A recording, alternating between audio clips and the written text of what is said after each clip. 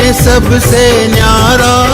जय भारत माँ, जय गीता माँ, जय भारत माँ, जय गीता माँ। भारतीय संस्कृति का वैभव जग में सबसे न्यारा। ज्ञान और विज्ञान यहीं से सबने पाया सारा, सबने पाया सारा। कुछ धूलों से हारा फिर से जीते देश हमारा। गीता परिवार हमारा, गीता परिवार हमारा। जय भारत माँ, जय गीता माँ, जय भारत माँ, जय गीता माँ।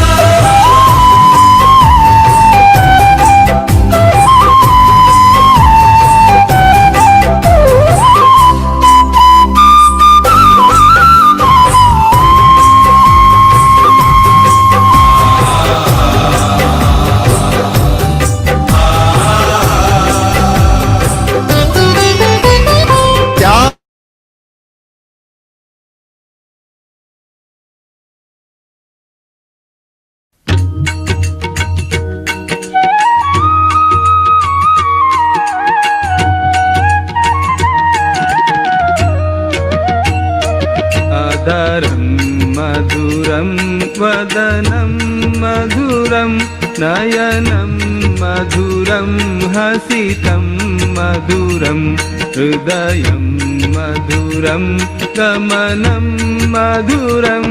मधुराधिपतेरखिलं मधुरं मधुराधिपतेरखिलं मधुरम्।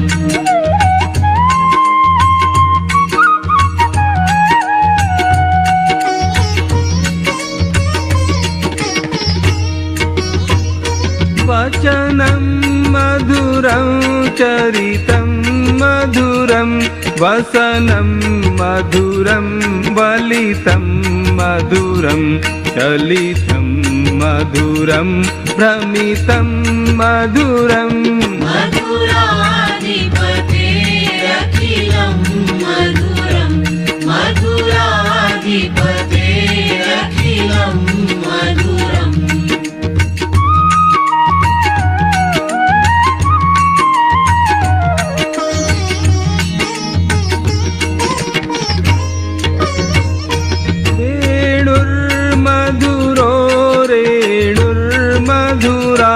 पाणिर्मधुरः पादौ मधुरौ नृत्यं मधुरं सख्यं मधुरम्।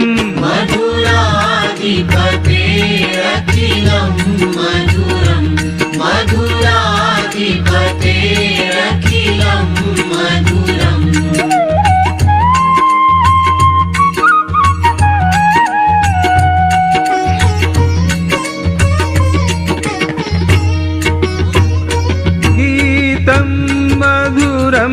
पीतं मधुरं भुक्तं मधुरं सुप्तं मधुरं रूपं मधुरं तिलकं मधुरम्।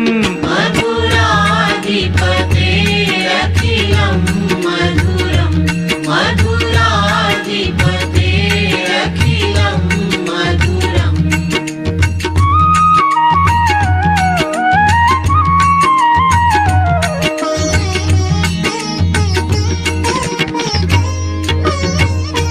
तरणं मधुरं हरणं मधुरं स्मरणं मधुरं वमितं मधुरं शमितं मधुरम्।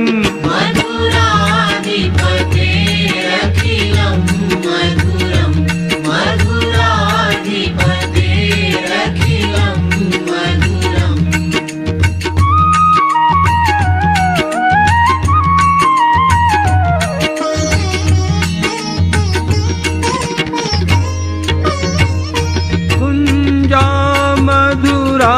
माला मधुरा यमुना मधुरा वीची मधुरा सलिलं मधुरं कमलं मधुरम् मधुराधिपतेरखिलं मधुरं मधुराधिपतेरखिलं मधुरम्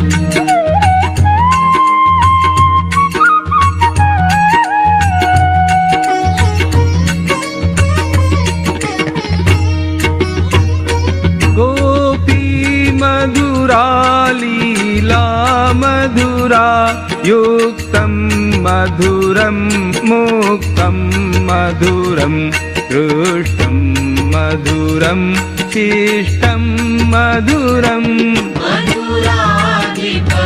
मधुराधिपतेरखिलं मधुरं मधुराधिपतेरखिलं मधुरम्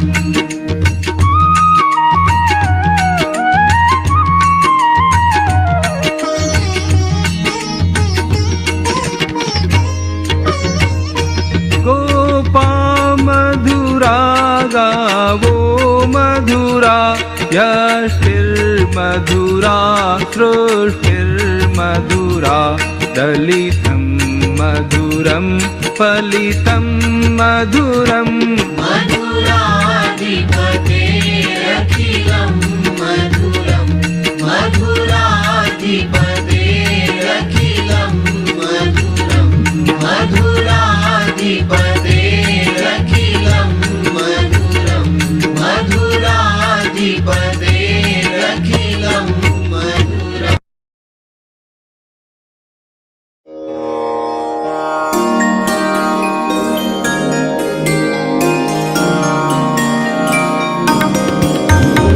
सद्गुणों की साधना में ध्येय ज्योति नित जले सद्गुणों की साधना में ध्येय ज्योति नित जले संग्राम में जीवन धरा पर विजय रथ ले हम चले सद्गुणों की साधना में ध्येय ज्योति नित जले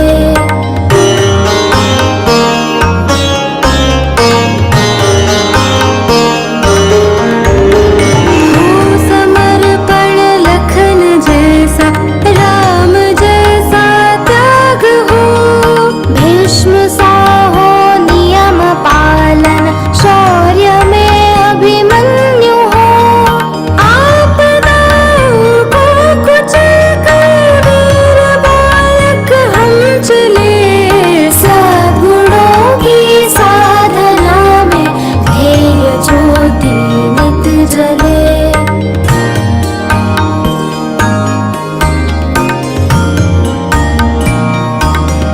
बुद्ध जैसे कारुणिक हो धीर हम महावीर से ध्रुव जैसे निश्चयी सत्याग्रही प्रहलाद से दुर्दम्य सारे संकटों में अग्निपथ पर भी खिले सद्गुणों की साधना में ध्येय ज्योति नित जले